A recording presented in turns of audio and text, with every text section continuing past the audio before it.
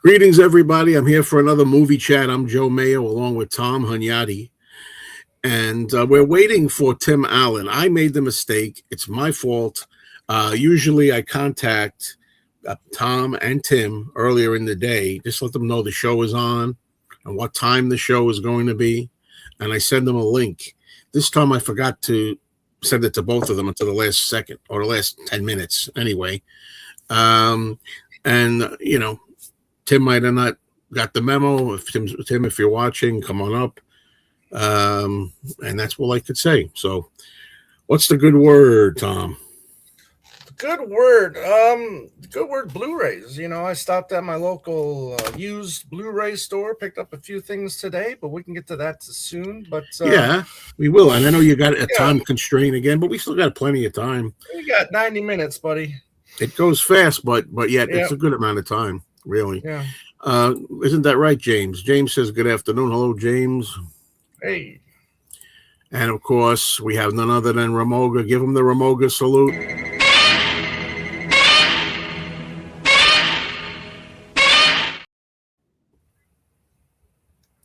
Yep, I love it.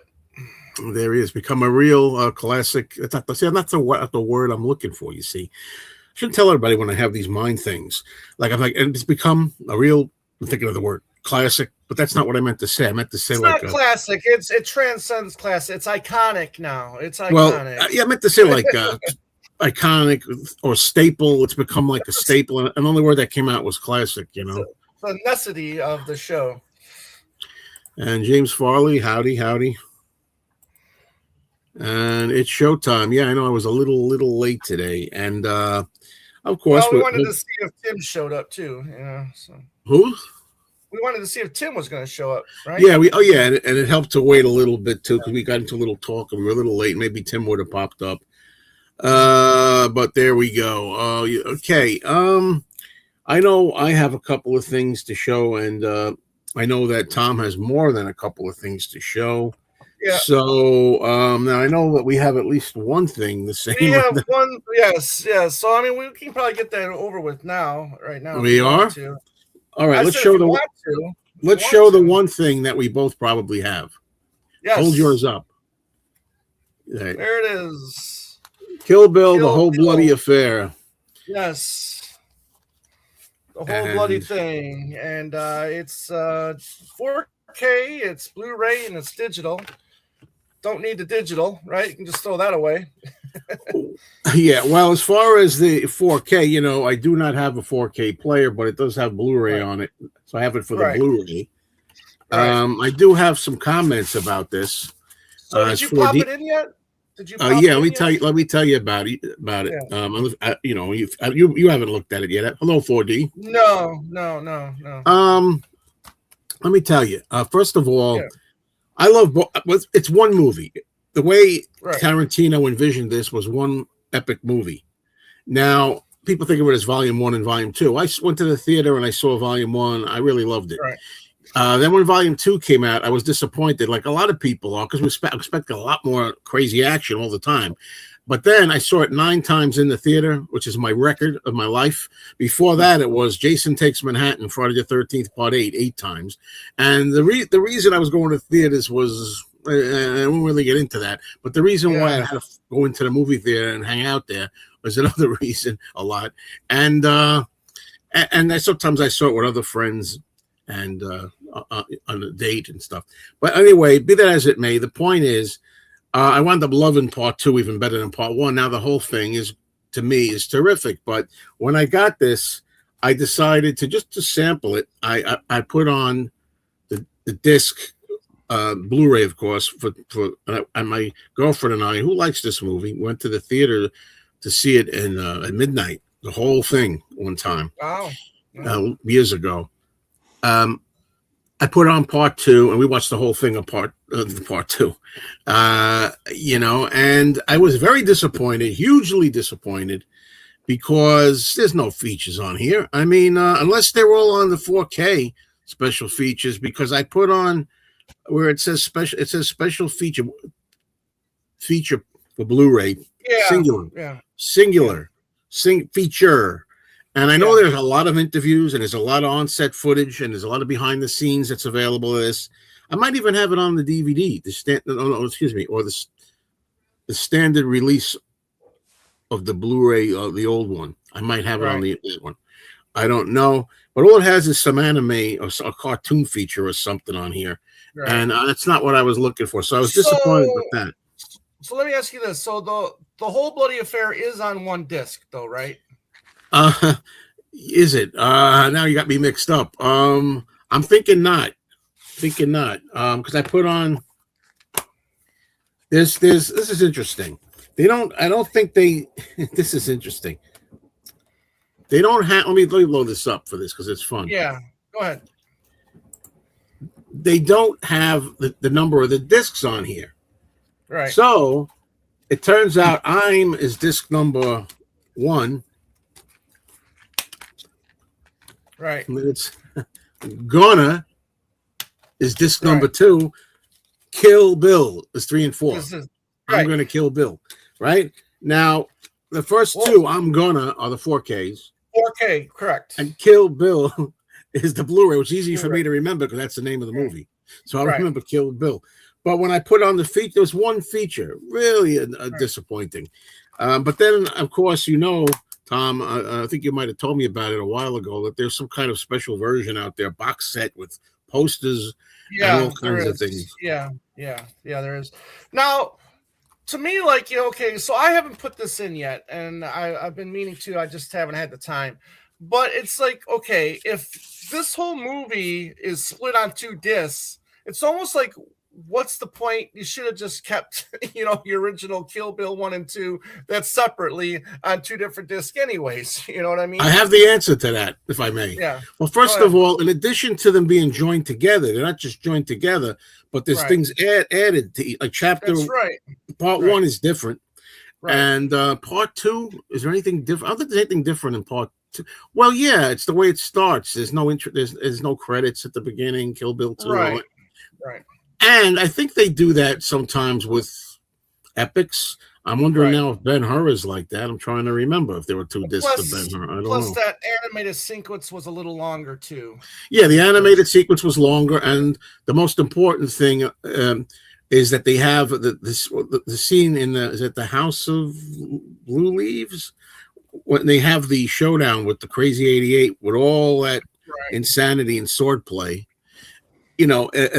He was told to take some of it and put it in black and white as originally released, but originally in Japan and elsewhere, it was in color.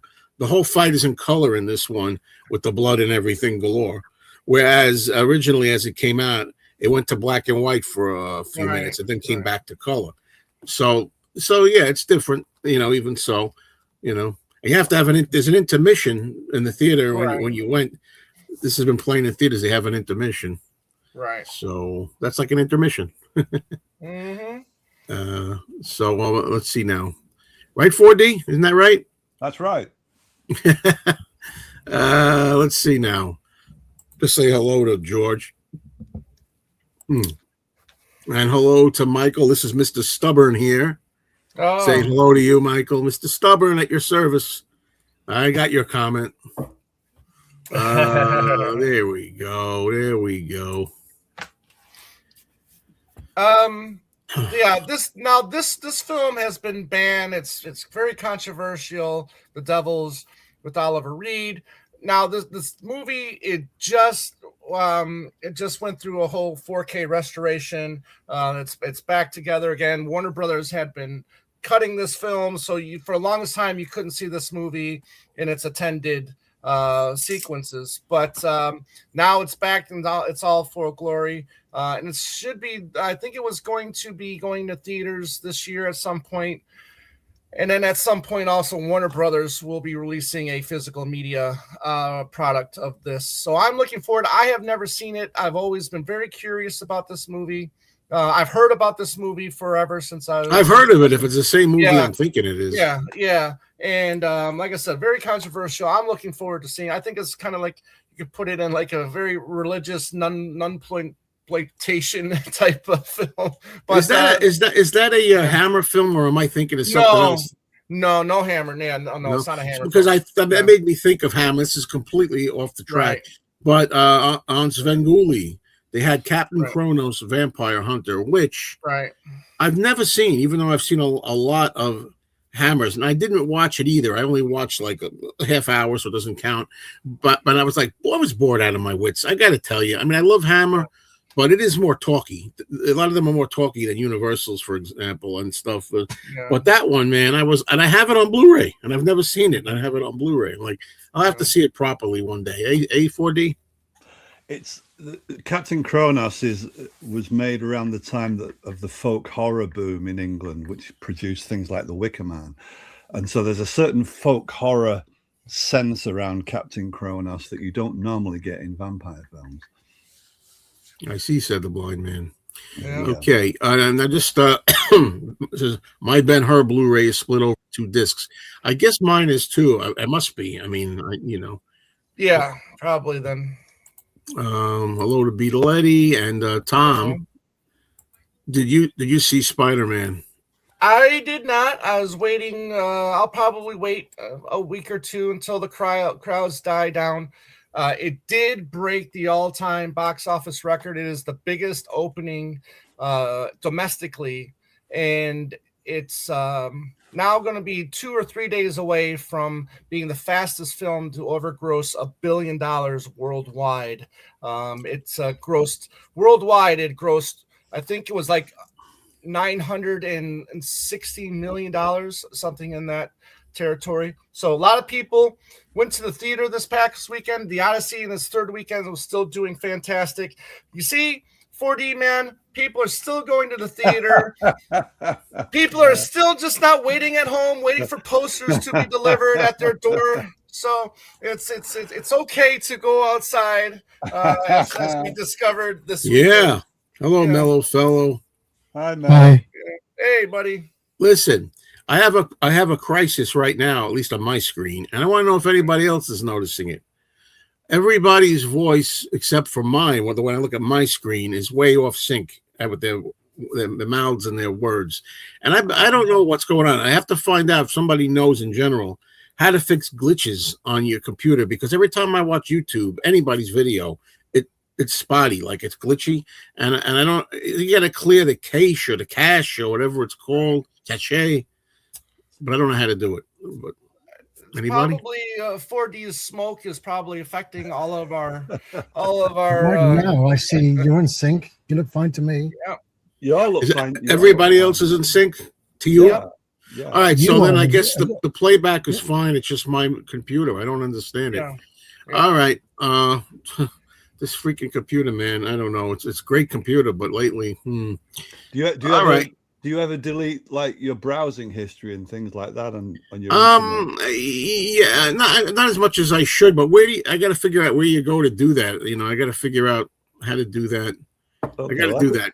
I don't know why it would do it during a live feed though. I can tell you afterwards if we get around to it. It's happened to me before in a live stream.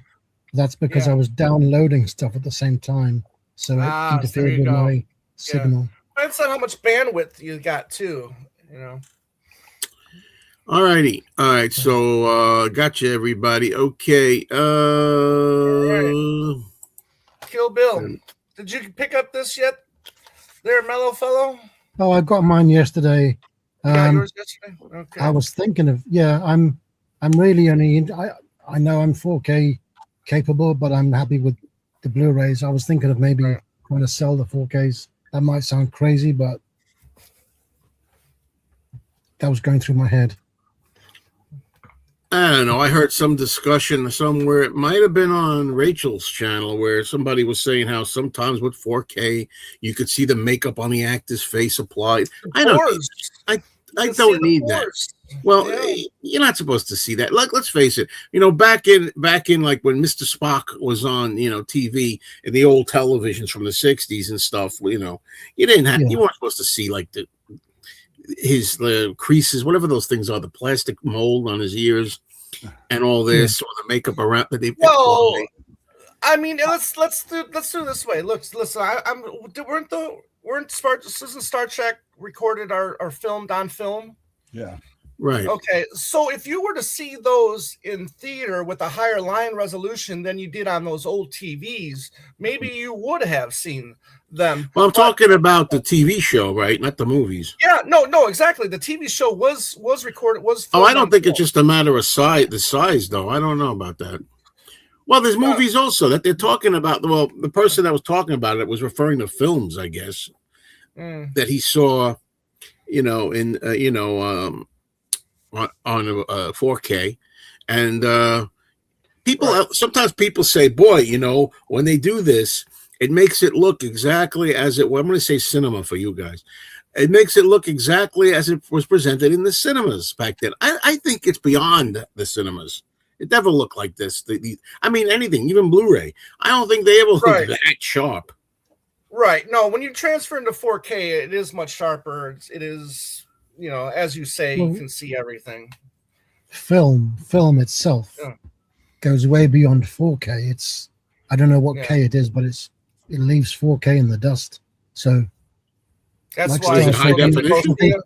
Yeah. Anything on shot on film has a superior look to digital photography. High definition, though, is it? Is it considered high def film? Yeah, but the majority of the older films, they look much better when they're restored than digitally shot films. Okay, gotcha. All right. Objectively speaking. I'm not even going to... This whole thing, too, this is another subject. Some people say, watching Get Back, let it be in high definition. I can see how the faces look weird with the airbrushing. We're lucky to have that. Not that I'm complaining, but I'm not talking about you because, other people have said, oh, man, the faces look weird, washed out. And stuff. I'm like, listen, we're lucky we got that. Wasn't it 16 millimeter, or am I wrong about that? 16 mil. 16 mil. I mean, we're lucky it looks as good, nice as it does, I think, but... No, I used to say this, George. I used to say I did, but not anymore. I mean, no, not anymore. Yeah. I remember noticing that even on Lost in Space on the TV show. I was watching the Blu-ray in the first season in black and white, and sometimes I'd see on the actors' collars, they wear turtlenecks, and there would be a little makeup on the turtleneck that got on it occasionally. Right. I'm sure that was shot on film as well. You mean 16 millimeter of a Monsters episode? You could see the makeup. Oh, there you go. Okay, all righty. Still, I don't. I can do without 4K, but that's just me. Apparently, right? So, Tom. What else do you have to show? All right. Well. I figured I'd start getting a few of the Spielberg and Woody Allen films that I don't have on Blu-ray yet. So I picked up a Spielberg film called The Post, which I haven't seen yet. Oh yeah. So Tom Hanks and Meryl Streep. Okay. So got that one. And then I picked up a Woody Allen film, not necessarily my favorite, but I don't mind it. I love Kate Winslet. And that's one called Wonder Wheel. Oh yeah, I never heard of that one. It looks great, photographically, right, and the way it's lit and the color filters. Yeah, especially the color filters and how he uses them. Magnificent. When I heard you say Kate, I thought you were going to follow with Blanchett. Oh, Blanchett, yeah. Well, Blue Jasmine is one of my favorite Kate. I thought you were about to say Blue Jasmine. Yeah, right. This is 2017, Joe. So. I mean, wow, I never heard of it. Yeah, a movie this is from a film distributor called Twilight Time that was back in the late teens. They since went out of business. I think there was a death. The person that owned Twilight Times, I think, died or whatever. But this is one of my favorite Sam Peckinpah films. It's called "Bring Me the Head of Alfredo Garcia." Mm-hmm. Really like this one a lot. I'm also picking up De Palma films that I don't have. I'm a big De Palma fan. This is the Black Dahlia, but based on the real event that happened. Was it back in the 30s? I want to say, yeah. Again, another true crime thing, just like the Hollywoodland with George Reeves. This is good. You know, again, I don't think the ending pays off, kind of like Hollywoodland, unfortunately, but the buildup is really good to it. And then the last film I got was, I think it won Best Picture back in, 1920? I can't remember. Haven't seen it yet. Been really wanting to see this one. And this one's called Spotlight. So it was nominated for a bunch of awards as well. So looking forward to checking this one out as well. So this is the ones I've been picked up. So. Yeah, I have that too, but I haven't watched it too. Okay, cool. You said 1920. I thought you were going to say a silent film. No, 2019. Yeah, did I go backwards? Did I do that backwards? Yeah, I did, didn't I? Yeah. Whoopsie. I forgot what year this was. Actually, so if anybody remembers, 2019, 18 or 19. But yeah, there you go. That's my pickups from the last week. All righty. This one I've never seen this movie. Yeah, I know about it. Scenes from a Mall was supposed to be one of the worst with him in it. What do you guys think? You ever see it? I see it. I don't really remember it very much. It wasn't memorable to me. Bette Midler and Woody Allen are a married couple in the mall, and the whole thing takes place in a mall where they shot walking around. I don't think he directed that one. He just starred in it. Yeah. I like it. It's such an odd mismatch. Woody Allen and Bette Midler, like she could eat him alive. Yeah, I could see that. So that's a funny premise to start with, and the premise of having the whole thing take place in a mall. I think there's a little bit of hidden social criticism there, because at the time, a lot of people, especially kids, were socializing entirely in shopping at the malls. Yeah. So I kind of like that. It's not a classic, but I liked it. Yeah. Okay, let me just let's see. Peter Boothroyd, I keep expecting to see customers in the background browsing the clothes and DVDs. Looks like you live in a shop. Yeah. Third act is often the weakest part of movies. It can be sometimes. Yeah, it's unfortunate. Black Dahlia is 1946. All right, good. Thank you. Yeah. That's also true of autobiographies and biographies. The third act is the weakest because you peaked in the second. Right. Yeah. Hello to Eddie. He's saying hello to everybody. Hello, Eddie. Hello, 4D man. Hello, Tom, and etc. Everybody's accounted for except for poor old Sasha. So. All righty. Okay. Black Dahlia, great movie. Somebody was asking, where's Tim? Well, the thing is, every time I do a show, when it comes to Tom and Tim anyway, I always notify early in the day if there's a show or not and what time it is. I'll say, okay, show is 4:30, show is 5 o'clock, and I'll send them a link in advance. And this time I forgot to do it. And Tom reminded me at like 10 minutes before showtime. Yeah. So I sent the link and I sent it to Tim also. And Tim, I'm scolding you because I know you might think it's my fault, which it is. I forgot completely. It is my fault. But keep your eye on it. Maybe I just forgot, sometimes you just check it out. Is he here? It's 4:30. Maybe I'll be here at 5. I don't know. I hope so. You're part of the show, Tim. No, I don't think this is right at all. This is not right. No, I think he's in the whole movie. Yeah, he's the lead. He's the lead.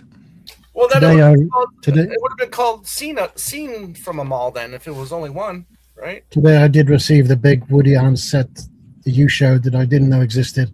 I think it's 8 films. Right. I got that set today. Excellent. Yeah, I know what you're trying to start. It's not going to work, okay? You could take this, you could stick it up your arse. How's that? I'm going to start calling 4D the Incredible Shrinking Man. Yeah, I'm losing weight fast, man. Okay. I think Tim had power problems yesterday. Well, could be, but also, like I said, because I didn't send him a link. All right, let me show you what I got here. I showed you one. I'll just show you the second one. I'll wait. enlarge it. Well, no. Well, hold on. One last thing. When I was there at my used Blu-ray plays looking at stuff, I did see a particular film that I almost picked up just for shits and giggles. And it was a film with Boris Karloff in it called The Ape.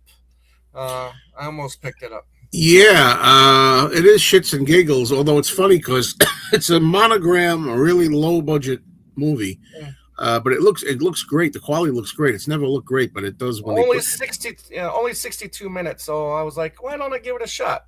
But it ain't it's not the best place to go with Karloff. But I will say, that's a movie about.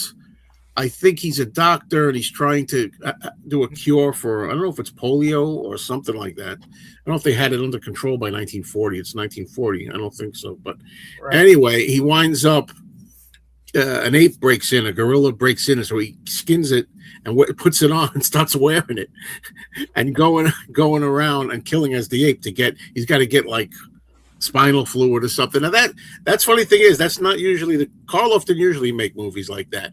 Lugosi usually was reduced to making stuff like that. But it's funny because I remember reading one review where it said all that. It said Karloff, blah blah blah, skins an ape, then wears its skin and starts going around. What a great idea! It says nobody would ever notice an ape going around killing people. And then it says, and you thought Bela Lugosi only made movies this dumb. Which I love that because it's like but here's the thing about that movie.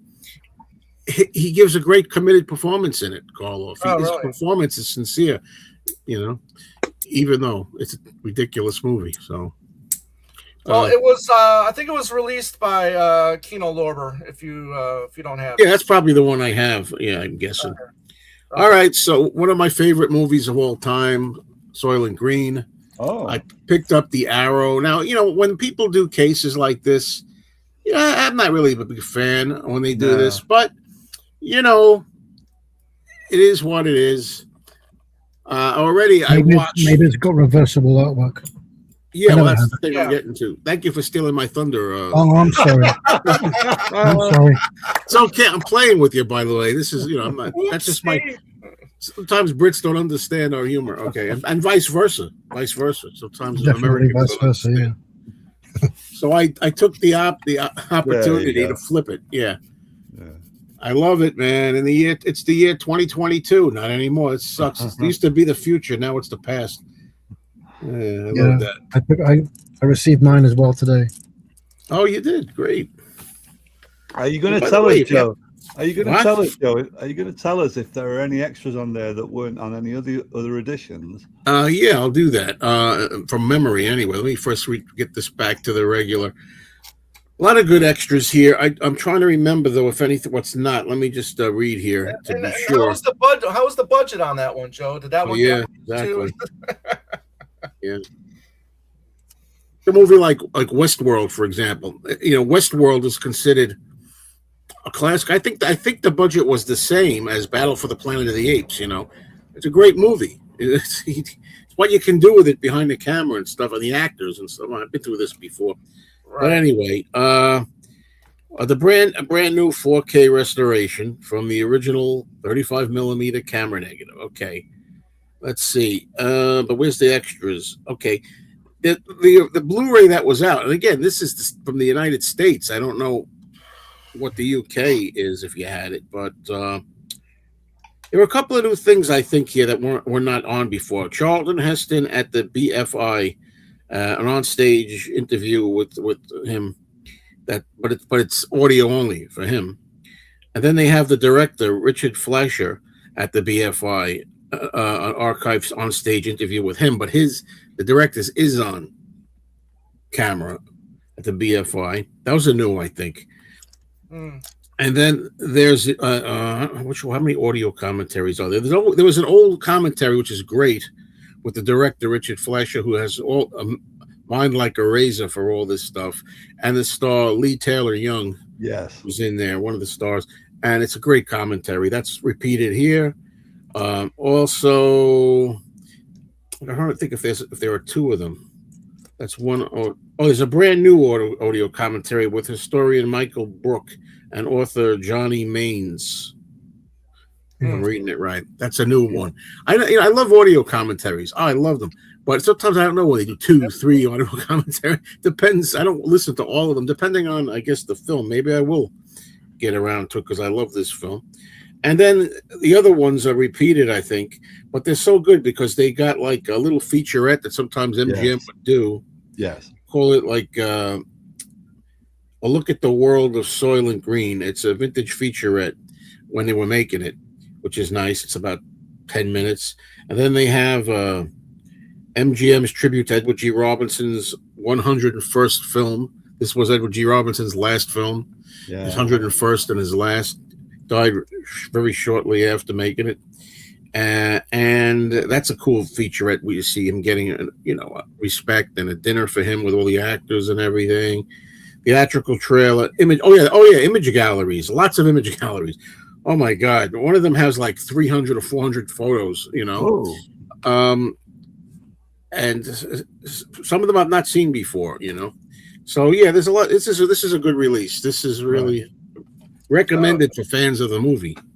Yeah, Arrow does good work as well. Yeah, Arrow. Oh yeah, no doubt. Yeah, and Criterion. I want to talk about that a little bit. Let me talk about now. It's a good thing. It's a good thing I'm going to say with Criterion. Don't worry. But before I do, let me just catch up a little bit. How about what are your opinions of James Cameron as a director? I guess pretty good. I don't know. He's a fine director. I mean, I think he's more of a genius in the special effects category. And I think he's progressing. I mean, he's evolving cinema as we know it with the Avatar films. So he's definitely a genius filmmaker, but a director. He's good. He's good. Yeah, I like his earlier stuff much more than what he's doing now. Yeah. I mean, he was doing. I think he did the special effects on Piranha or some early, some late '70s, early '80s Roger Corman films. So he started,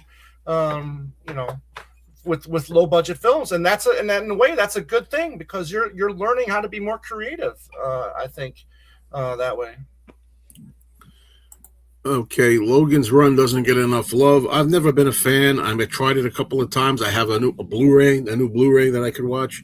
I'm going to give it another try. I love 70s sci-fi dystopian types of movies, but just not one of my favorites. Anybody else? Farrah Fawcett. Come on, man. She wanted to be a movie star. I like the Jerry Goldsmith score more than I like the film. There you go.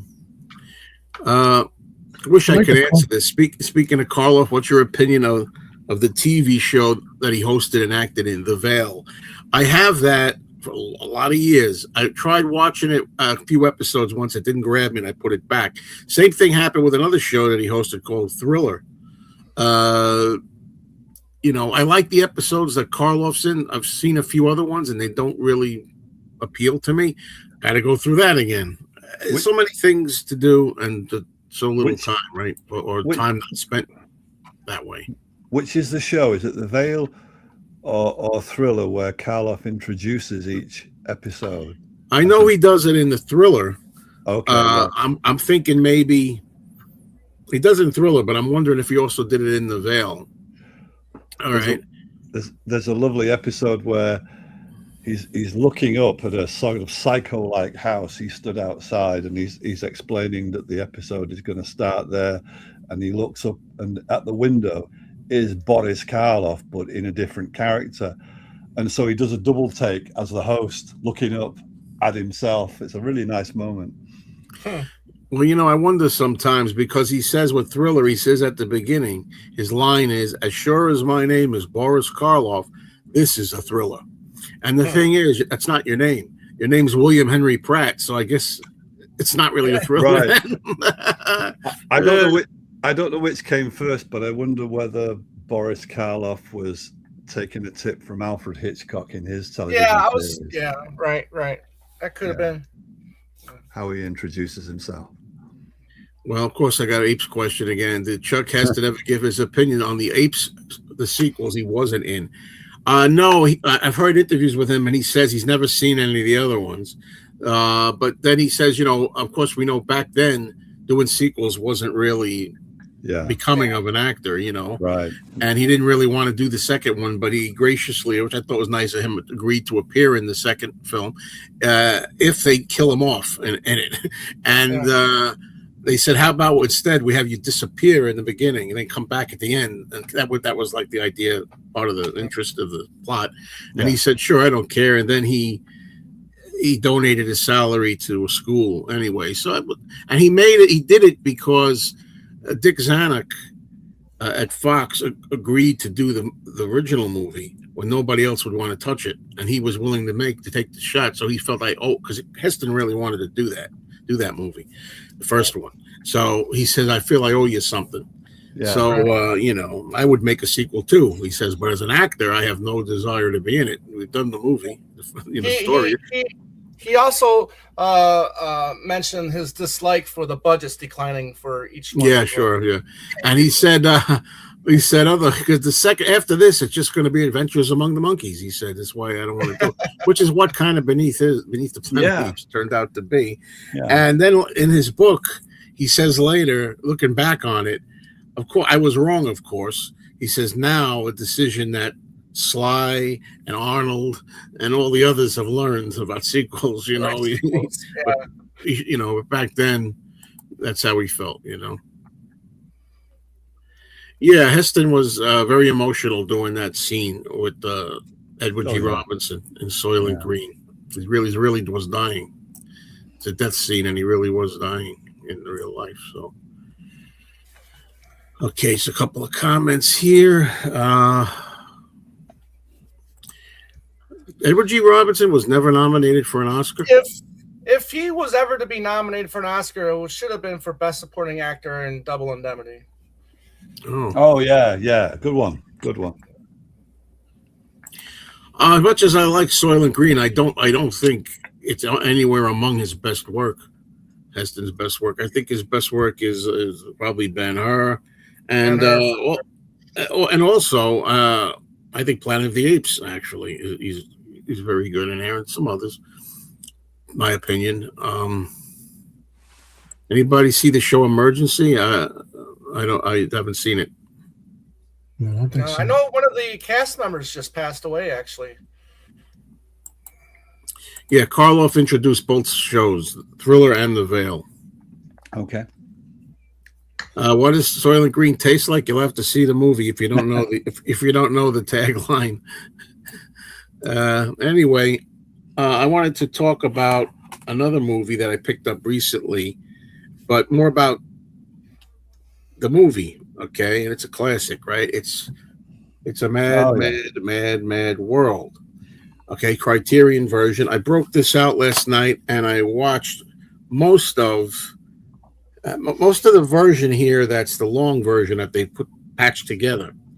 And I don't know how familiar everybody here is with the history of this movie, but I found out I was watching the commentary. I watched the commentary going with the extra long version. I forget how long it is now. It's 197 minutes. The long version. The one that was released originally was cut down to 163 minutes. That's the one we know well, the theatrical version. Theatrical version is 163 minutes. They have that on here, thankfully, but they also have the 197 one. But the problem is some of the quality of when they try to match it up, it's not as good. Obviously, the sources aren't as good. Right. There's some sources where you see Japanese writing at few inserts because it's from a Japanese source. And most annoyingly, some parts have audio but no visual. So they have stills appearing for certain segments. Yeah. The long version of the Judy Garland version of A Star Is Born does that. Has a sequence where there's like a 10 or 15 minute sequence that's all stills, but you hear dialogue going throughout. So yeah, kind of weird. It kind of takes you out of the film for a little bit, but that's restoration. They had the audio, and they want to include it, but you just injected the stills that has something to do with those scenes. But yeah, and other movies kind of do that. The restored Bertolucci film, Once Upon a Time in America, has that, where there's a scene with Louise Fletcher from Cuckoo's Nest. Was that her name? Yeah. Yeah, and the source material is terrible, but it's cool to see that because that's the first time you've ever seen De Niro act with Louise Fletcher. But again, the source material is terrible. But I like the fact that they added it in there so you can at least see it. Well, I think it matters how much I think, in my opinion, how much of a fanatic you are. This has got a big following of the movie, because I think after what I saw, and I did some research, just opinions. I said in general, what are the general consensus about this? And most people say the theatrical version is the way to go if you're going to watch it, because the other stuff just bogs it down. And everything I could see, there's a lot of Spencer Tracy like talking, in the office and all this stuff. And I'm just thinking to myself, the idea, I think, is that if you're a big fanatic over this, like I am with some of the movies, Soylent Green and so forth, I would want to see every crumb, every frame. Yeah. So I like that it's here, but I probably would just watch the short one. Yeah. Right. Sasha? Yeah. I was going to mention Once Upon a Time in America because it's so jarring. The change in quality is so jarring that to me it's unwatchable. And right. It's good to see the scenes, but I mean, they did their best. They do their best, They did their best with what they have. What unfortunately, and and the U.S. release was so chopped up for that film. It was almost you could almost consider it the Citizen Kane of the '80s. Where the studio, I think it was Warner Brothers, I can't remember who produced the film, but they took the 4-hour film and they reduced it to, I think, just under 2 hours. They made it linear, yeah, and then they put it in order, in time. You know what I mean? So, and we're like the international cut, it went through, it was like the 30s, okay, and then it was like the 50s, and then so it wasn't in chronological order, but that's what the US did with it too. So that's not. Yeah, I think that should be allowed. The filmmakers should do the editing, not anybody else. Well, but there's some times where I think that the head of the studios were right in changing filmmakers, cuts as well. So I think it could go both ways, actually. This brings me on to another topic. Vinegar Syndrome has released a 3-disc Blu-ray of The Veil. Now, see, that's one, again, a good example where, I think my copy of The Veil is from Image DVD, and it goes back to the late 90s, early 2000s. So I've had it for like 26 years or so, and I've never watched them all. And it's the same old thing I always say. If I live to be 85, am I going to watch them all more than once? I don't know. I'll make it a mission someday to get through it. But do I need to get the Blu-ray if haven't even watched the DVD? I don't know. And that reminds me of I Love Lucy, the classic 50s sitcom that I love, and it's classic. And my girlfriend and I are currently going through it. Now, I Love Lucy series, we did go through once. Now we're going, like, that was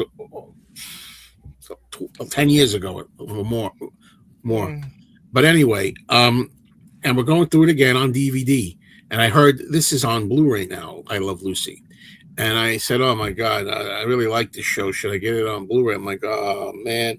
So what I did was I looked up reviews and things, and it was very mixed.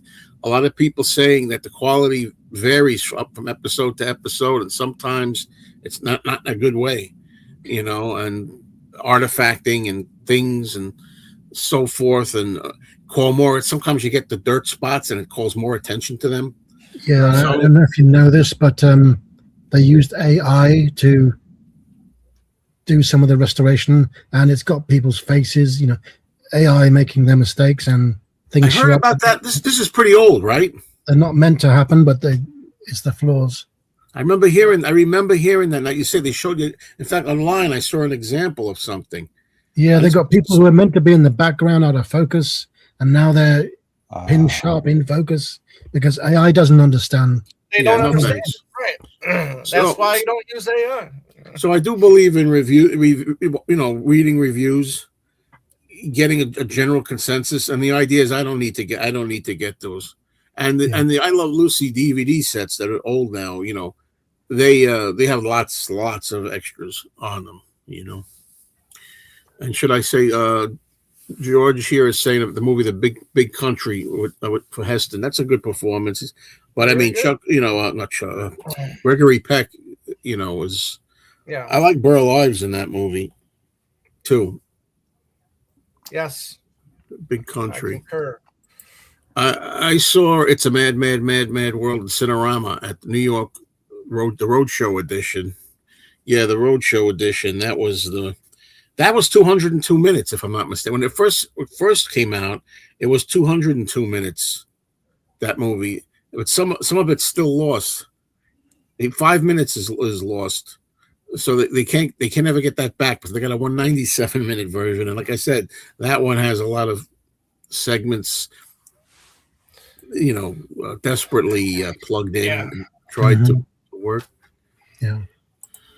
I watched Mad World last week. I wonder how much its financial success was changed by the president being assassinated 2 weeks after it was released. Yeah, Kennedy. I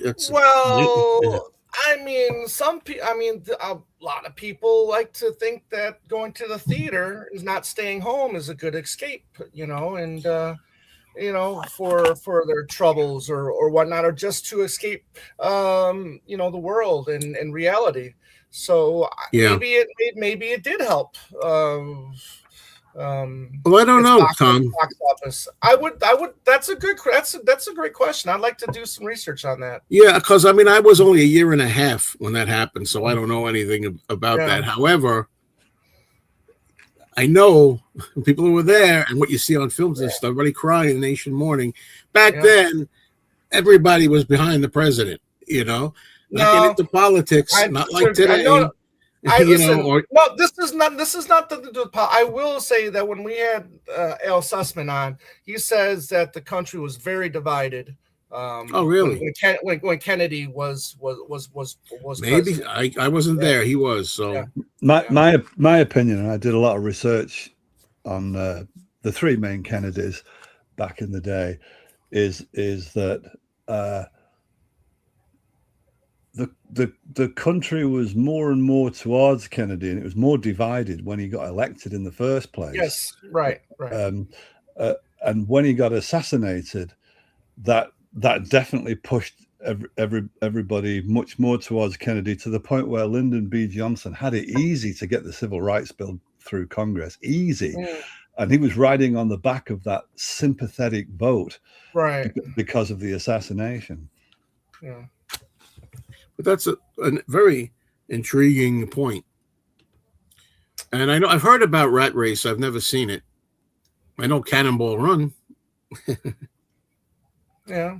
I mean, I can see why they would have cut those scenes, especially if it's Spencer Tracy in the office from It's a Mad World, because really what they're trying to recapture with the pace of that film is a screwball comedy, and that means fast pace. Right. You don't want anything slowing it down. I mean, I love Spencer Tracy in the movie, right? But those scenes, even the shortest one, kind of like it deters from the rest of it. These tracks from it, I should say. Yeah, that's hard to do though. 3 hour, fast-paced comedy. Yes, Yeah, it can be exhausting for the viewer as well. Yeah, right. Hello, John. All right, let me talk about a movie that I've seen just before the show. I always say every Monday. Why don't I at least on Monday watch something that I've never seen before? Okay, but I'm sorry, it's not The Substance yet. I was going to do The Substance, then I saw it was like 2 hours and 20-something minutes. I mean, come on. I mean, whatever. It's like I thought somebody would say, "Well, you love Ben-Hur. How long is Ben-Hur?" And I'm like, "Well, yeah, but that's an epic. That's regular movie, regular non-epics. I like a movie that's 90 minutes or under, ideally. Yeah, it depends on the film, but yeah. So here it is." The movie that I watched, first timer. It wasn't Chinatown yet either. I'm sorry. It wasn't Ace in the Hole yet either, though. Ah! But at least I got the newspaper clipping. Right, you did. That's the main thing. It's The Man Who Reclaimed His Head, 1934. Claude Rains, Joan Bennett, and Lionel Atwill. And I really enjoyed this movie. Now, of course, the main reason that I have an interest in this is because it's Universal, 1934. It's always in the Universal Horrors book. You know, whenever they talk about it, that's in that book. And it is not a horror movie. But I knew that going in. I knew for years it wasn't a horror movie. But I did some research and I found out that it did not do well, didn't sell many tickets, probably because, as they say, of the lurid title, The Man Who Reclaimed His Head. And it's got Claude Rains. He just did The Invisible Man. And it's got Lionel Atwill, who was in Mystery of the Wax Museum and Dr. X. And I love Lionel Atwill. Let me get that straight right off the bat. I could watch him in anything. He's been in Abbott and Costello movies. He's been in Sherlock Holmes as Moriarty. Horror movies. He can play a good guy, but mostly a sinister creep. And he's so good at it, a sleazy type of role. He's in here. But to me, the standout is Claude Rains. I haven't seen every Claude Rains movie ever made. And that's a lot of watching, though. It's a lot of watching, but he is, as Tom would say, if I could borrow his word, fantastic. I think he's great in this movie, and it's a great performance. And also Joan Bennett, I like in this movie as well. And I'll have you up in a minute, fellow co-host. Hold on. The movie, I have the notes because I made a video about it. I jotted some notes down, but it was released on Christmas Eve of 1934, and there's a lot of snowy scenes in here, so it feels Christmas. Oh, that's nice. Yeah. Christmassy, which is nice. Yeah. It's 1915 during the Great War, and in Paris, at the beginning, you have the character named Paul, who's played by Claude Rains. He's very depressed, and he's carrying a valise, and also his little daughter on his arm, and he's walking during bomb explosions to find his attorney that he wants to talk to. He's a complete wreck, and he's depressed and miserable, and he's got something in that bag, which doesn't come as any surprise. I mean, but the title, they don't tell you what it is right away. But that's the only part that's horrific about it, and he needs help. He is completely despondent and on the verge of insanity because of what he experienced, and he needs this lawyer's help. Well, then it's a flashback. The whole movie's a flashback, and I'll try to get through it quick. The great Lionel Atwill, he plays a respected publisher named Dumont, and he's trying to convince Paul to write pacifist editorials, but under Dumont's name, and they work together. They had a relationship in the past that didn't work too good, so Claude Rains is reluctant to do it again, and he does wind up regretting it. And they have a wife played by Joan Bennett, who's lovely in here. She loves her husband, loves her child, but she's not happy where they're living. And typically, not everything's not roses with her all the time, so she's looking for something more. And then, of course, Lionel Atwill, the sleazeball, makes the moves. And then he changes his position when he gets to some munitions manufacturers that want him to promote war. So he goes in with these guys, starts promoting war, and he becomes a celebrity of sorts. And he goes against the whole thing that Claude Rains believed in, which is, peace and pacifist. So what he does is he sends the character, Rains' character, he has influence. So he's able to get him away in the war or whatever. And he continues with his wife, behind his back. And that's why we get back to the ending and what happened and why he's got a valise with a strange thing in it. And he tries to tell, you can figure out maybe what he did, but it's not a surprise what's in that valise. And the thing is, I noticed right away as I was watching it reminded me of another Universal film, a later film, from 1945 called Strange Confession. That is an inner sanctum mystery. There was a series, Lon Chaney Jr. was in all of them. He was the hero, if you will, in the inner sanctum mysteries, and they remade it as Strange Confession. It's a different setup. In that one, Chaney's a chemist who's developing some kind of I don't know, formula or something like that. And his boss is played by J. Carol Nash, is making the moves on his wife. So it's the same kind of thing, but it's a whole different vibe to it. Is there voiceover narration in it, Joe? No, there isn't. Oh. There is in Strange Confession, I think. There isn't in this one. Usually if you get a story told in flashback, and especially if it's actually told, there's some narration in it. Yeah, he didn't. Well, he didn't really. Yeah, he just says at the beginning, well, let me tell you what happened, and then they, they go over to the past, and then the whole thing takes place. Okay. The movie, See, we got a couple of people here. Tim is in the back as well. Hey. So we're gonna bring them up here. But yeah, I really liked it. And the character actor, not many people know by name, but Wallace Ford, I like him in anything I see him in, because when I was a kid, I fell in love with The Mummy's Hand. He plays the comical guy named Babe in The Mummy's Hand, and he's in a lot of things. I see him in everything, television, movies, and whatever he's in, I'm like, that's just it's like one of those guys that if he's in there, even in he doesn't figure greatly in there. He comes in and out of the movie as a comic relief thing, but he's welcome. You like when you like somebody, and you always want to see him. So anyway, I was very happy with my choice on that. Just so let me bring up Tim, and first and also John is back there. Hello. Hey guys. Hello. Hey. Hey Tim. So Tim, what happened? You're asking me what happened, right? Yeah. I waited till like 4:15 to get a message, and I'm like, okay, he's not doing it. So I sent it at 4:20, I think. I think it was 4:20. Yeah. Always just keep it. Just all I could say in the future, if I forget, Tom reminded me. He said, where's the link? And then I thought to myself, oh man, I didn't send anything to say I was doing the show even, but I have the ads up. Hopefully you can see them. I don't know, but.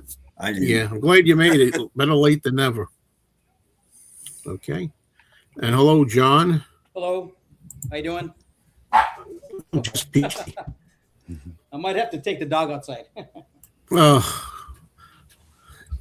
Dogs. I make videos about dogs, rant videos about dogs. Watch Chinatown already. No, yeah, I will. Then I'll like it. I remember that rant video. Yeah. Yeah, well, I got a lot of dog rant. Yeah.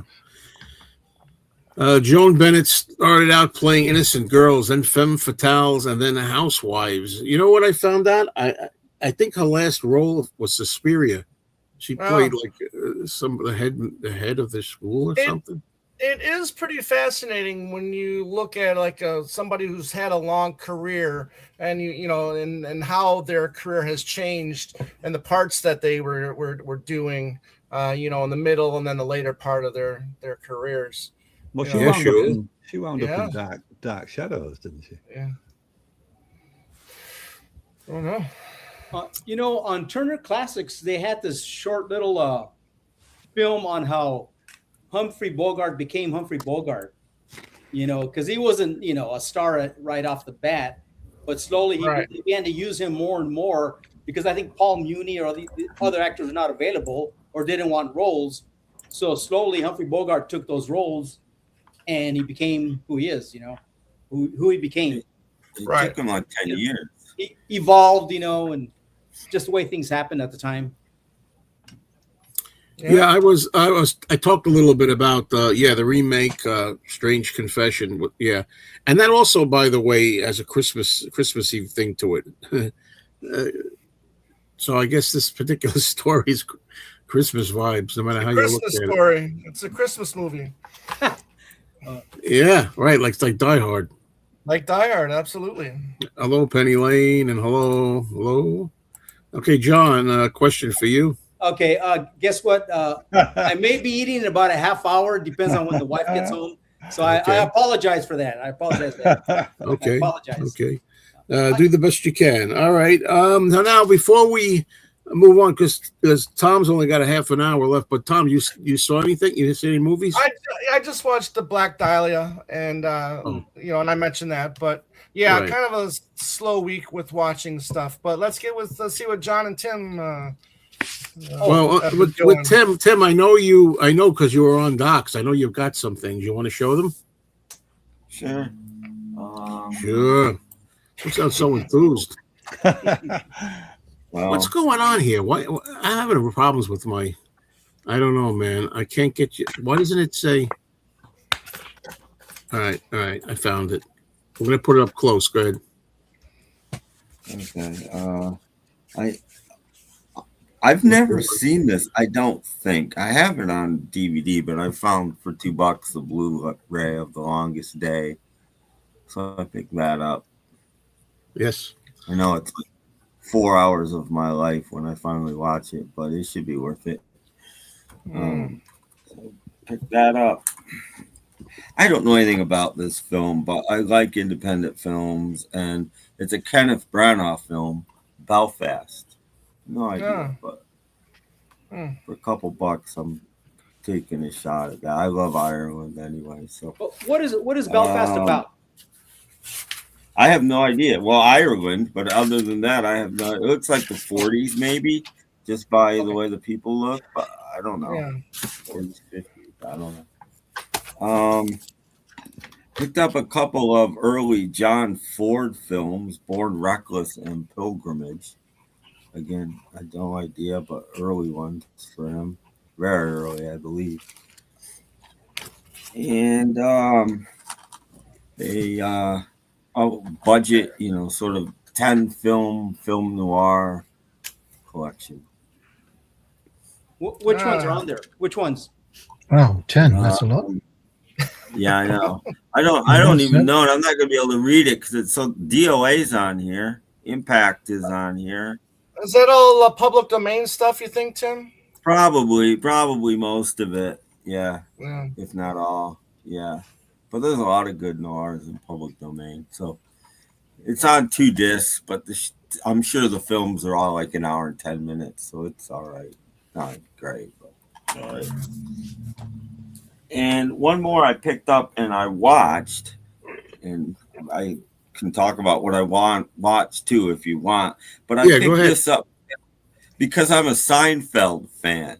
And this, if anybody watched Seinfeld and remembers when Elaine used to drag Jerry to movies, they were always called something like Lucia. So I picked it up because of that. But this is actually a fantastic movie made in Mexico.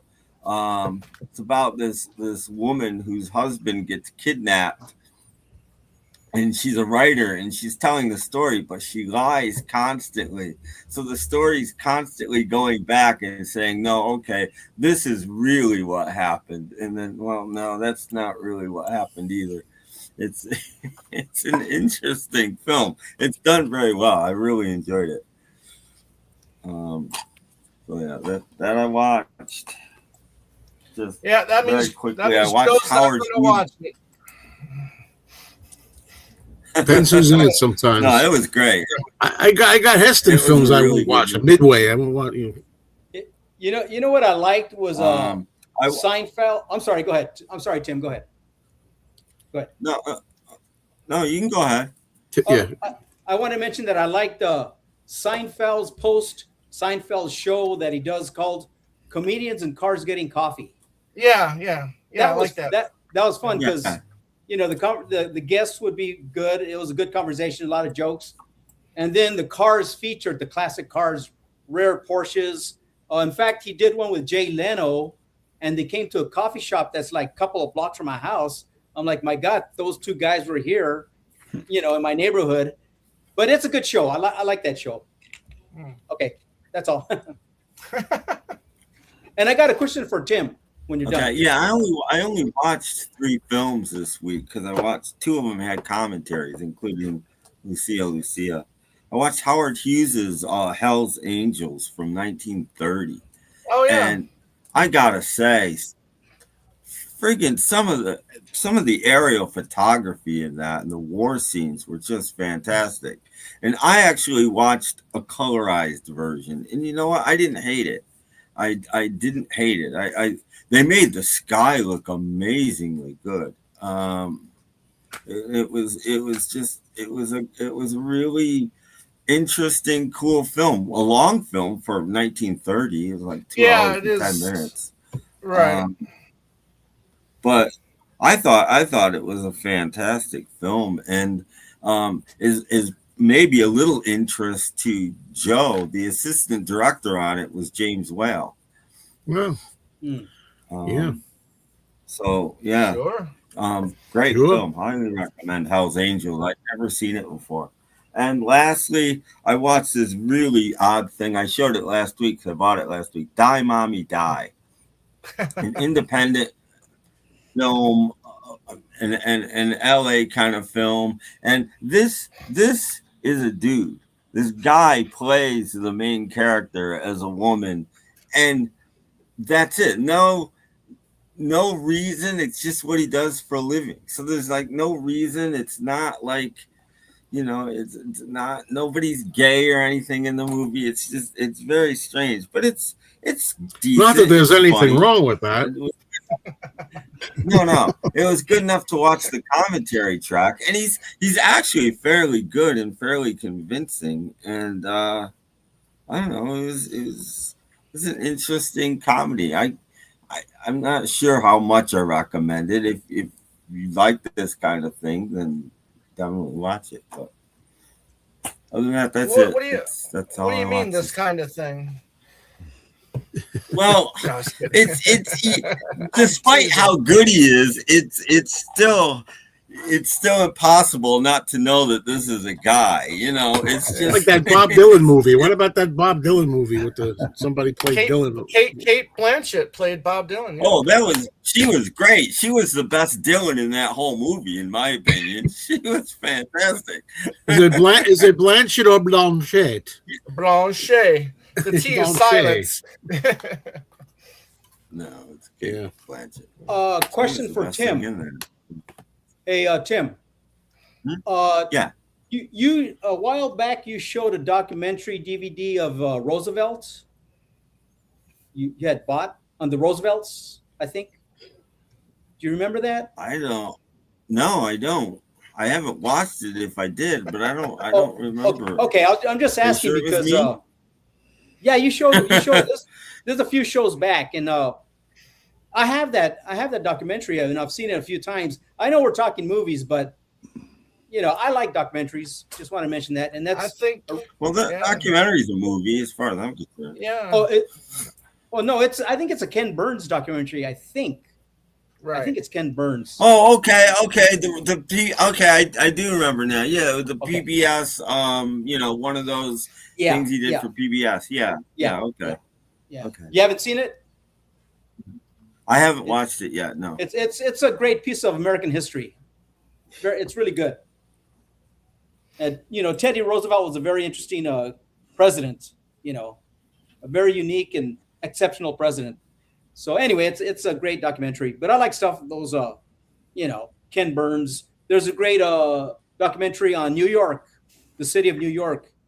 That's done by Ken Burns. I had that. I have seen that. I do not own it anymore because at one point I was on eBay all the time selling stuff, and it's more history. But $50, and I'd seen it. I was never going to watch it again. Yeah. Anyway,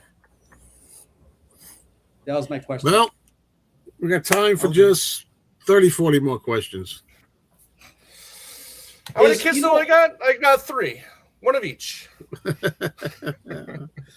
Yeah. On that film noir collection you got, Tim, does it have a movie called Crime in the Streets? Just curious. Anybody ever seen that movie, Crime in the Streets? Panic in the Streets. Oh. No. Panic in the Streets. No, that's Panic in the Streets is a different movie. But Crime in the Streets is like 1956, directed by Don Siegel. It has John Cassavetes, James Whitmore, and Sal Mineo. Yeah, that's a different one. Richard Palance, right? Yeah. Yes. Yeah. No, Jack Palance. Jack yeah, Palance. Jack. Okay, yeah. Crime in the Streets is kind of, it's like a juvenile delinquent, kind of a film noir, but it's more juvenile delinquent where John Cassavetes is part of a gang, and some neighbor snitches on one of the gang members, and so Cassavetes is pissed off, and now he wants to murder the guy, but nobody wants to go along. But two of the other guys do. One of them is Sal Mineo, because what's interesting is Sal Mineo plays the same role, almost like Rebel Without a Cause in the movie, where he looks up to Cassavetes.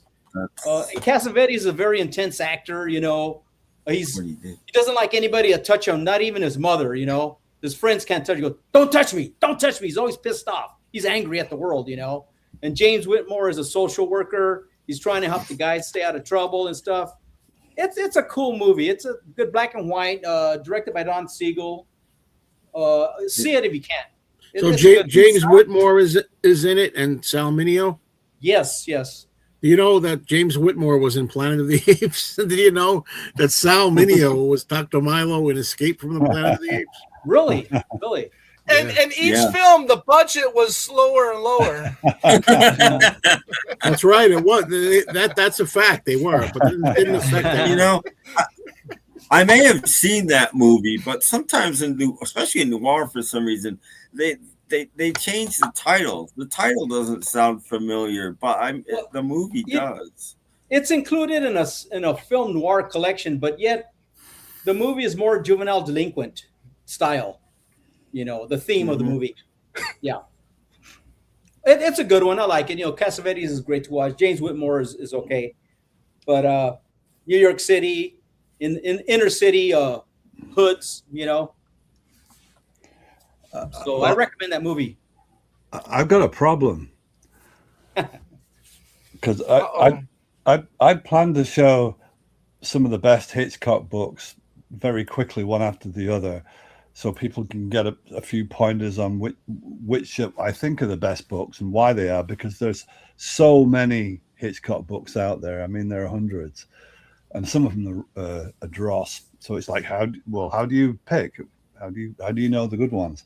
So my filing system is such that all I know is that the best Hitchcock books that I've got are in this room that I'm in now, and the ones that aren't as good are either in the other room or else they're upstairs. So that should narrow the field down a little bit. But unfortunately, when I was preparing to take the books out in the back garden just to pick the cream of the crop, this is what I ended up with just from this room. So I'm just going to show you that. Okay, now bear with me because that's not the whole thing. Oh, jeez. And then there was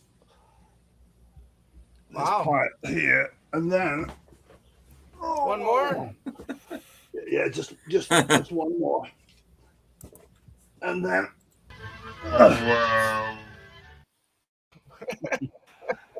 and then those as well. So it's okay. Thanks for showing us, though. Just kidding. Joe would have a nightmare. We'll do a whole show on it. Joe would have a nightmare. Truffaut Hitchcock is great, fantastic. Joe would have a nightmare if I even attempted to show all of that. So I thought, well, if I just show, and the problem is to get to all these books, I had to really unearth them. So you can't see, but if I switch the camera and you see there are other books all over the floor, it's like I can't leave it like that. So these books have to go back roughly where they were on the shelf. So I just thought, well, maybe if I show 3 books. Did you have to leave the house to get these books? Or did you have them delivered? Did you have them delivered? Well, you could show a few every show. That's another thing I was thinking, but in order to do that, it means I'm going to have to leave the books out, and everything's going to be topsy turvy in the room. So I'm not sure I want to do that. So if I just show 3 of the large format ones, they'll be the best ones to put back. You see, if I can pick. So and it'll be hard to show this one. This is cheaper than you would think. So most of the books I'll show are not coffee table books, and I didn't buy them for the pictures. I'm looking for in-depth research and some sort of new insight. But this is a series that they would do piece by piece. There's one on the Beatles, and there are other ones. I think there's one on Orson Welles or Billy Wilder. And basically, these are not text heavy. You don't buy these books for the writing, even though there's writing in. So the writing is rather cursory generalizations of stuff you will probably already know. But the reason you get them is for the little bits of paper that are slipped inside them. So you see this side. If you move his silhouette, what you get is a list. So that one says 1964, and it's a storyboard for Marnie. So within this little slip, there's like a folder. Yeah, and there are several other ones. So if I just go back and find an interesting. Oh, there's a bit of inspiration for anybody who's on a diet. There you go. Yeah, I was going to say that. Was he ever thin in his life? No, he wasn't, but he was plump rather than fat. Yeah, he's fat for a while. And the man loved his blondes. And the man loved his blondes. Yeah. Let me see. Family albums in that one. Let me find something more interesting. Just bear with me. What's this one? Handwritten notes by Hitchcock regarding the essential elements to produce good stories and movies. This one is worth doing. So I'm just going to pull this out because at some point I want to show you how I love the loving attention to detail of these. So he's dictated. What I think this is from was for a lecture he was going to give in England, even though he'd moved to America. And he didn't like flying, so he went aboard the Queen Mary. So it's the Queen Mary official logo. And what these are facsimiles. They've not just produced them on any old paper. They've made the paper in each instance specific to the paper that was from the source. So you get his handwritten notes, you get his handwriting, and there is there's a letter to David Selznick, who he had a bad relationship with. So it's the typing from, I guess, Hitchcock's secretary. But you can see that the paper stock is different. So it's a different facsimile. So they're not all the same. So that's one example. Now, if you bear with me, I'll show you maybe one or two other examples. And so this book cost me, I think it was probably about 15 quid. The only thing is, if you're going to buy this secondhand, because it might be out of print now, you from the seller you want something like the word intact, because it's easy to get some of these papers sort of lost and stuff, and so you want to be sure that all the stuff is included. So this is some of the biographical stuff from Hitchcock. So it's got his marriage certificate to Alma is in there. It's a duplicate. It's a duplicate facsimile. And the reason I know the loving attention to detail that's gone into these is if you look at Hitch's birth certificate, that's exactly the layout, the format, the font color, the spread of the information is exactly the same as my mother's birth certificate and my own. It didn't change in England for all that time. So it's a perfect facsimile that you could be fooled into thinking it's the actual one. And that's the loving attention to detail that you get throughout. There must be about 10 envelopes. So I've only showed you a couple of them. There's quite a few storyboards that are in them as well. And I love this. It was, and I don't know how they managed to keep it so cheap, given that loving attention to detail. It's almost like handcrafted, and so it's a good one to. I think it's a good one to buy, and you get now and again you get photographs that you don't normally get, where he's not hamming it up in black humor, where you can see with a lot of these photographs with men and women that he did have a good relationship with quite a few actors. and actresses. So it goes against the stereotype that Hitchcock is these days. He's lumbered with. And as for the storyboards, you get things like that. You know, the famous scene from The Birds. So you get the storyboard of that. Sure. Quite specifically, page after page, where it's broken down, including the direction that she's looking. And what's this one? This is a censorship one to Alfred Hitchcock's assistant to pass on to Alfred Hitchcock. But so what I'm drawing your attention to is the different paper stock, the different font. So with each particular instance of everything you see, they've gone back to the source and tried to reproduce in facsimile the nature of the source, so that it does feel like a real scrapbook of assorted stuff. Okay, so that's one, which shouldn't. If people are out to find that, it shouldn't be as expensive as you might think it will be. It's actually quite a cheap book. So sure. There's that one, and maybe if I just show one more. This might be the latest one. See, some people really appreciate. Wow, 4D. Hey, there you go. Awesome books, John says. So this might be the latest one I bought, and this is a pretty good book. So it's all about the making of Strangers on a Train, and it's called Crisscross because that's the theme. Crisscross. Yep. The intersecting of two characters who both have a burden in their lives that they both want murdered, but only one of them wants to actually go through with it. And they meet on a train, and the train's got crisscrossing tracks. So Hitchcock works that theme in. You've got the crisscross of tennis rackets and so forth. So these notes that I make, I mean, I could open these out to give you an idea. Whenever I read a book, any book, oh my God, I tend to make notes as I read, and so sometimes when I look back years later. Well, let's say Tom is the best co-host on this show. Is that what that says? And so I've got 4 of these A4 papers folded up, and they're all full of notes. So looking back, it's like a measure of how much I found to take notes in terms of the research. So, for instance, with this one, you find out that Patricia Hitchcock, his daughter, who has a few scenes in Strangers on a Train, Hitchcock nominated her also as his director for his cameo. So Hitchcock's cameo in Strangers on a Train is directed by his daughter, which I obviously there's no credit to that, but so I didn't know that. So that was something new, and it says that they had a real laugh with that. They had 2. His daughter made him do it again, made him do the cameo twice. So he's passing. He's passing. I can't remember who it is. Is it Farley Granger?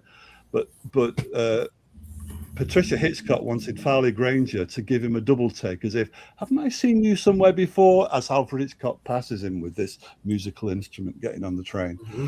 So there's that. And you find he's done the research for Crisscross, so you find out about the early drafts of the scripts and what's changed. So that's a little bit like my obsession with early drafts of like lyrics, where you see the handwriting and the crossing out, so you can reconstruct the editing process. So you kind of get that with an early draft of Strangers on a Train. And there's a line that was taken out of it where Bruno, who's the psychopath, his line is, you know, the old bromide, a boy's best friend is his mother. So I don't know why they took that out, but it's quite interesting that line shows up 10 years later in Psycho, because Anthony Perkins does that. Yeah, I thought of that right away. Hey guys, I'm sorry to interrupt, but I got to get going. Yeah, Tom said he had to go at 6. Okay, Tom, thank you for being here. Okay, see you, Tom. Guys. Enjoy your life, Tom. Okay. Bye. So is there anything else I want to say about this? Let me just make sure. it's too detailed. Okay, the other thing I can mention is his co-writer on Strangers on a Train was Raymond Chandler, the novelist who wrote the Philip Marlowe novels, and Raymond Chandler was quite a notorious drunk by this stage, and he was quite antisocial, and Hitchcock even paid him the compliment that when they would go to the script conferences, Hitchcock would take a plane, because Raymond Chandler insisted that the conferences take place not in Hollywood but in his own home. So Hitchcock would take a plane to go and have script conferences each time with Raymond Chandler, and Raymond Chandler got more and more truculent. They didn't see eye to eye. Hitchcock found out that Raymond Chandler didn't. I can get off whenever you're ready. That Raymond Chandler didn't understand the notion of show don't tell. So Raymond Chandler was trying to tell everything in the script, and eventually Raymond Chandler got quite abusive to the point where Hitchcock just walked out of his home. And Hitchcock's a bit like me. Hitchcock holds a grudge forever. Oh, not me. So as soon as Hitchcock walked out of his home when he took more than enough, that was it. Chandler was off the book. And the reason that's quite interesting is if you're there are only two other directors who I've got as many books as I've just shown you on within this room, and one is Orson Welles, and the other one is Billy Wilder. And Billy Wilder also had an unfortunate experience with Raymond Chandler as a co-writer. And Raymond Chandler, in both instances, complained to the studio about the director. And so Raymond Chandler had done a script with Billy Wilder for Double Indemnity. And Billy Wilder found out that Raymond Chandler also didn't understand cinema. He didn't understand that it's not like a novel, that you don't say everything, you need to show stuff. So he had the same problems, and they would insult each other through the press after the film, but it really got quite bitter with Alfred Hitchcock. So one of the things you can find out from books like this is there are some amazing parallels between the work of Alfred Hitchcock and the work of Billy Wilder, and that's just one of them, that they both had this co-writing problem with Raymond Chandler. So there's two books, which feels like that should be enough for people. So that was only two books. It was all interesting stuff, but it just, it was a lot of stuff. Well, yeah, it is a lot of stuff, but you see, the problem with showing books, I especially find this with the VC, is that all people do is show the fucking pictures, and nobody talks about the writing or the research. That's because in the VC nobody reads them. Do you know? I think that might. I think that might be right. So, and it is a problem because because it's not very cinematic for YouTube either, because you end up with talking heads, don't you, telling you about the book? Yeah. But I don't know any other way to convey enough information so that somebody can decide, well, I might buy that, or maybe I won't. How else would you do it? Yep, it's hard to argue with. Hard to argue with this. One of the greatest, anyway, for me. Sorry, what's VC short for? Vinyl community. Yeah, vinyl. Oh, vinyl, as in records. I thought Viet Cong. What are you talking about? There you go. Torn Curtain is a disappointing film. Yeah, half and half. It's not as disappointing as Topaz or one of the other ones. I haven't seen Topaz. Is that the one with Paul Newman? No, Torn Curtain is, yeah. Yeah, I didn't. I thought that was basically just typical propaganda. One of the interesting things about that scene where Paul Newman and that woman have to kill that guy. So one of the things that that Hitchcock was trying to get across there is, if you're trying to kill somebody, like stabbing them, it's not as quick as it usually is. You see it in the movies. Like not only do people resist, but they also take a long while to die. So it's a massive struggling scene, and this was the film that Hitchcock fell out with Bernard Herrmann over, and Hitchcock had said to Herrmann, I don't want any score for this scene, for this killing scene.